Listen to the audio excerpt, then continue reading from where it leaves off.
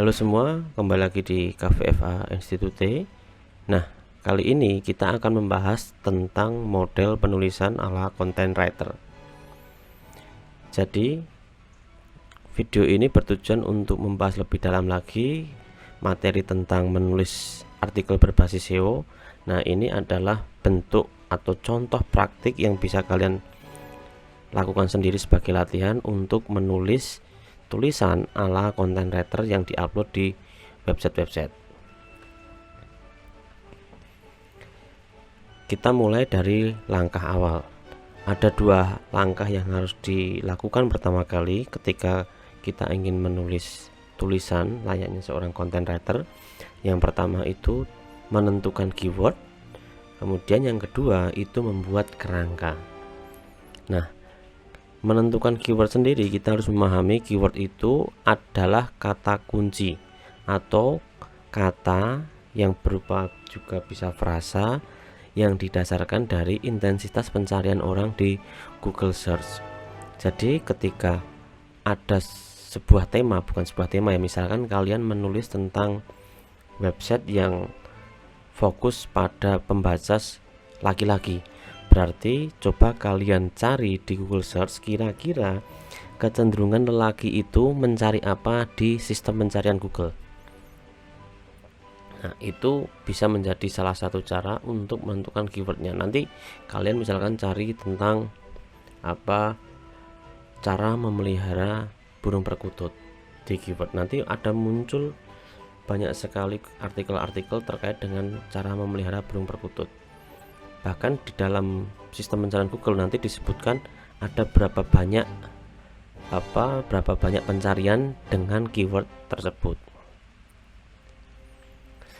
Lalu yang berikutnya itu adalah membuat kerangka.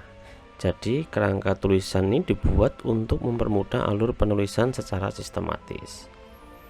Ada 3 cara ya istilahnya.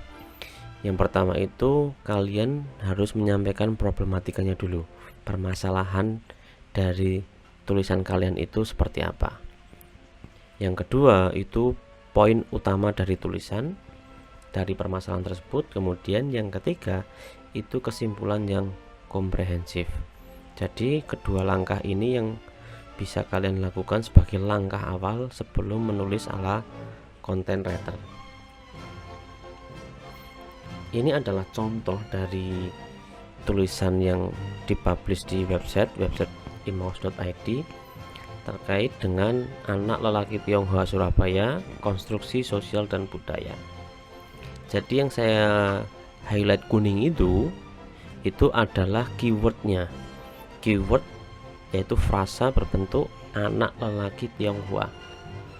Nah, berarti saya menentukan keyword itu karena memang ternyata banyak pencarian terkait dengan anak lelaki Tionghoa.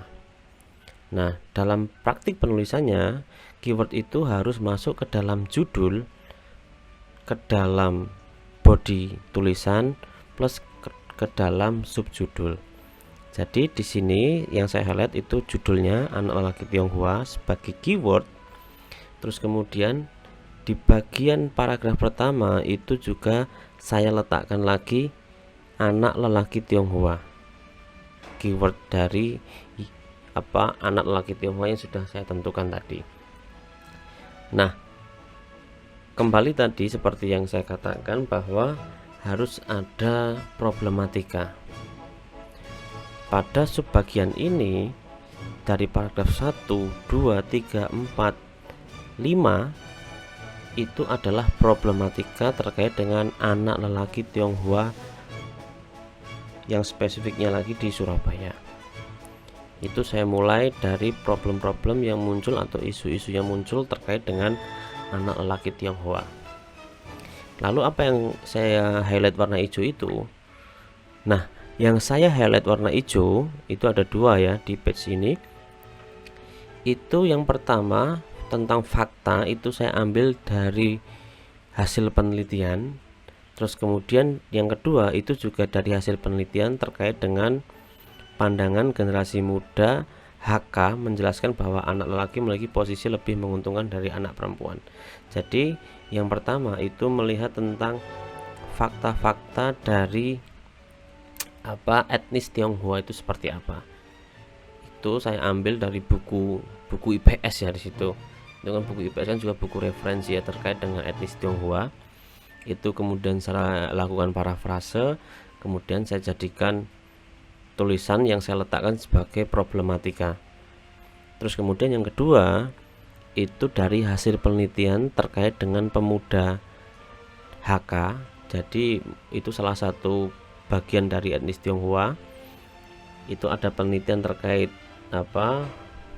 generasi muda HK, bahwasanya di penelitian itu menjelaskan bahwa anak lelaki lebih menguntungkan dari anak perempuan. Nah, memang tidak saya tuliskan dalam tampilan ini tidak saya tuliskan referensinya ya. Tapi kalau di artikel websitenya itu nanti di hyperlink, ada cara untuk menghyperlink sendiri.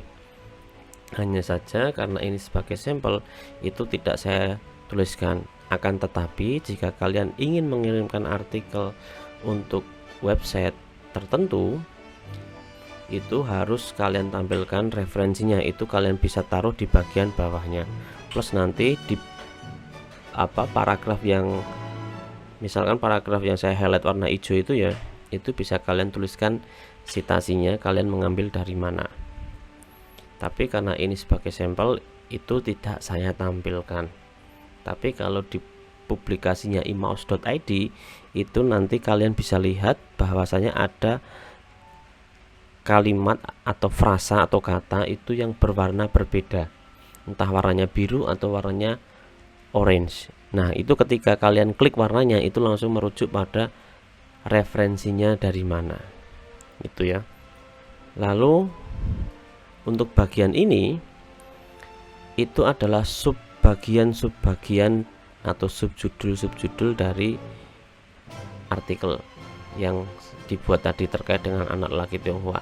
Di situ saya highlight lagi warna kuning karena memang itu adalah keyword yang harus masuk ke dalam body artikel. Tadi udah di paragraf pertama dan harus masuk di subjudul, dan kali ini subjudulnya adalah keistimewaan anak lelaki Tionghoa sulung. Nah, di subjudul ini berisi terkait tentang isi dari anak lelaki Tionghoa. Jadi poin dari tulisan ini ada di subjudul ini, bahwasanya poin dari anak lelaki Tionghoa itu poin utamanya adalah mereka memiliki keistimewaan. Di situ yang saya highlight warna hijau itu juga berdasar dari sumber penelitian ilmiah dari jurnal-jurnal yang bisa ditemukan di Google Scholar.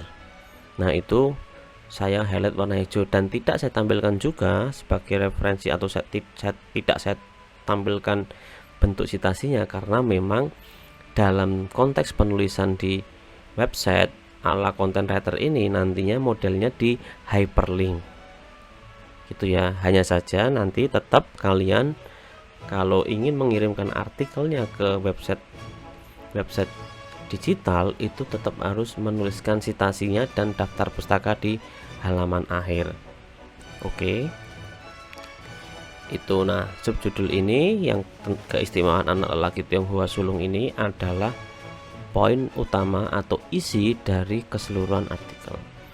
Lalu yang subjudul berikutnya, etnis Tionghoa Surabaya berharap anak sulung lelaki, ini adalah kesimpulan.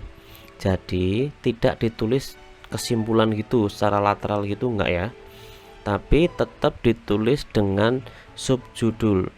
Bagaimana cara nulis subjudul itu? Subjudul itu ditulis berdasarkan dari inti bagian di subjudul tersebut. Jadi kalau subjudul ini kesimpulan itu intinya adalah etnis Tionghoa Surabaya berharap anak sulung lelaki, berarti memang itu yang jadi inti dari, bukan inti, itu yang menjadi judulnya. Oke. Jadi subjudul itu bukan ditulis lateral, misalkan tadi pendahuluan ditulis pendahuluan, terus isi ditulis isi gitu enggak. Tapi itu ditulis subjudul dengan cara menemukan point of view atau judul yang sekiranya mewakili isi dari subbagian tersebut. Kalau di poin isi, karena isinya tentang keistimewaan anak lelaki Tionghoa sulung, makanya subjudulnya keistimewaan anak lelaki Tionghoa sulung. Sedangkan di kesimpulan itu bukan saya tuliskan kesimpulan, tapi saya tuliskan berdasarkan dari isi atau pesan di subbagian kesimpulan, yaitu isinya terkait dengan etnis Tionghoa Surabaya berharap anak sulung lelaki. Oke, jadi mungkin itu adalah salah satu cara untuk menulis tulisan ala content writer. Yang pertama, memang harus ada keyword. Keyword itu bisa dicari di sistem pencarian Google.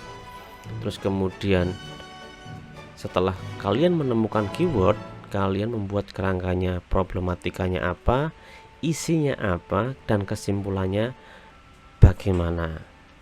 Oke, jadi mungkin itu saja salah satu bentuk atau salah satu contoh yang bisa saya berikan terkait dengan praktik menulis konten artikel yang berbasis digital, berbasis SEO. Jika ada hal yang ingin ditanyakan, mungkin bisa kita diskusikan bersama-sama. Sampai jumpa.